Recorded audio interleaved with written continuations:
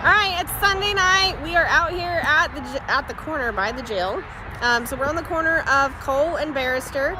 We did have quite a few people turn out tonight so far. And parking is kind of a nightmare because there's a sign over at the jail that says we can't park there and that we can't protest in their parking lot. So we do have to park on the other side of the jail, or I think we're safe to park over here at the mattress store. If not, I think we'll see the tow trucks coming in. So we've seen quite a few people turning in to go to work so far. I did do quite a bit of honking as I drove around trying to find a parking spot, so hopefully some of the inmates can hear that. I don't know if they get to go outside or not.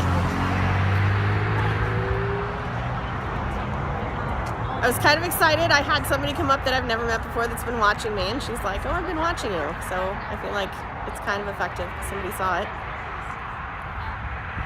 So we've got dirt back here. If you have kids and you want to bring your kids out, they can play in the dirt pile. Oh, is it sand? It's like a sandbox. Bring buckets. We have some buckets, but if the kids want buckets, they can play with them. Can I see your guys' signs? Okay, so we've got Dana with an amazing sign. I don't know if I should flip this around. I should flip it around because that's kind of backwards and a nightmare to try and read.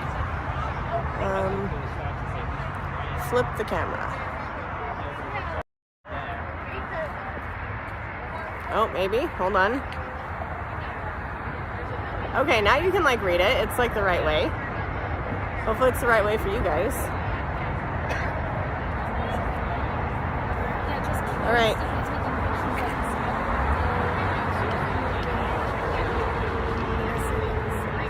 So Susan had some friends show up that she wasn't expecting to show up today, so that's kind of exciting. They're over there catching up.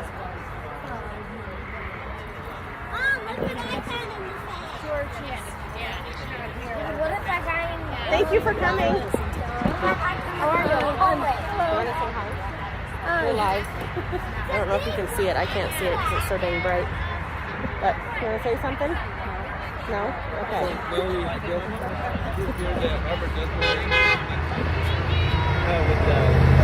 So we're out here on the street corner bringing awareness to what's going on with Robert.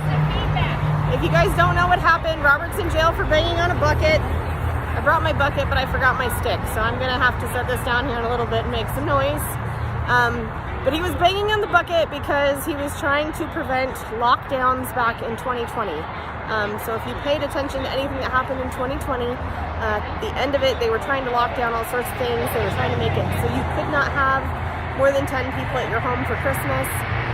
They were trying to enforce masking. They wanted you to have a mask Nazi at the door of your store or establishment, making sure anybody came in had a mask on. Complete nonsense and totally out of line for the government. So Robert was doing his part. He was making some noise back in 2020. It was very effective. Woo! It did stop.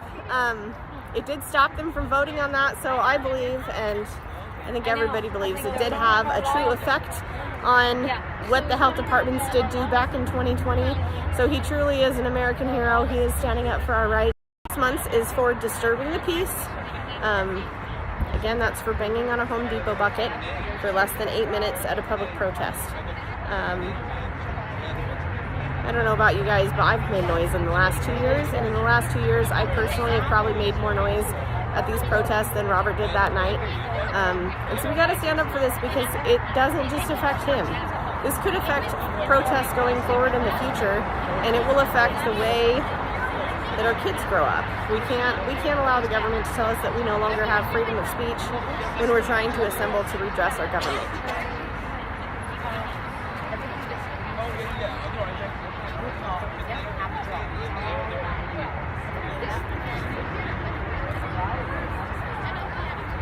We've got a circling car here. I think they're our fan club.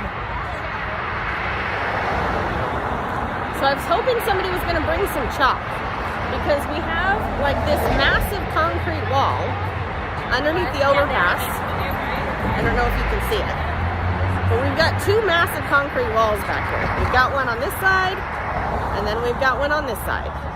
And it's the perfect place for a mural. So if you want to come down with some chalk, I would be forever grateful because I forgot mine. Or I might just go to the store and get some if nobody brings me some. Yeah. I want one of my kids to be on my school. JJ, how are you? Did you want to say hi? I'm going to say No? Okay. All right, I'm going to pop over here and see if we can get Susan to say a few words. Susan? I need your sign. She's a heroin addict. But she's been in jail for 4 months. So it's like the most awful thing you can imagine. All right. Hold up your sign. Susan's got an awesome sign. They've got the wrong person in jail, so we're standing at the corner at shift change. So we're hoping that as many officers that are working in the jail tonight are going to see this, and then they're going to ask Robert, dude, why are you in jail? And then he's going to get to tell his story, and they're going to get to think about what they're doing, holding him there, and how they're treating him, because it's absolutely insane the way that they're treating him in there, and the fact that he's in there in general is just, it's wrong. So I'm going to hang this up for a second, and I'm going to make some noise with my friends. And I'll come back on in just a little bit. But if you're in Boise, get down here. We're on the corner of Cole and Barrister, and we're bringing some awareness to Robert being in jail for exercising his First Amendment. And don't forget, guys, his exercising his First Amendment that day, it made a difference for all of Ada County, all of Central District Health District. It stopped that vote that night, and I'm sure it affected you whether you know it or not. So take the time, write him a letter. His address is in the description, and I'll be back shortly. Thanks, guys.